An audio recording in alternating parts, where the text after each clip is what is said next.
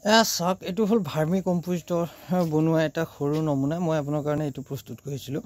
অতি ক্ষুদ্ৰভাৱে ঘৰুৱাকৈ আপোনালোকে যদি প্ৰথম পৰ্যায়ৰ পৰা ভাৰ্মি কম্পোষ্ট বনাব পাৰে বিচাৰে তেনেহ'লে কেনেদৰে কৰিব এইটো হ'ল এটা মাছৰ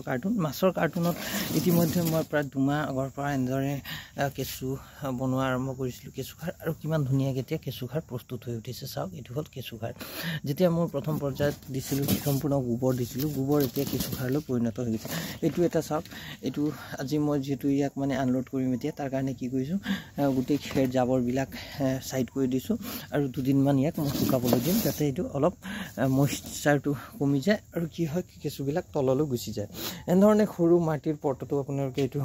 18 ইঞ্চি পট হয় ইয়াতো আপোনালোকে ধুনীয়াকৈ এনেদৰে কেঁচু সাৰ প্ৰস্তুত কৰি ল'ব পাৰে ইয়াৰ ওপৰত সবিশেষ ভিডিঅ' মোৰ ইউটিউব চেনেলত আহি আছে মই সোনকালে দিবলৈ চেষ্টা কৰিম যদি চেনেলটো আপোনালোকে ছাবস্ক্ৰাইব কৰা নাই নিশ্চয় ছাবস্ক্ৰাইব কৰিব ধন্যবাদ।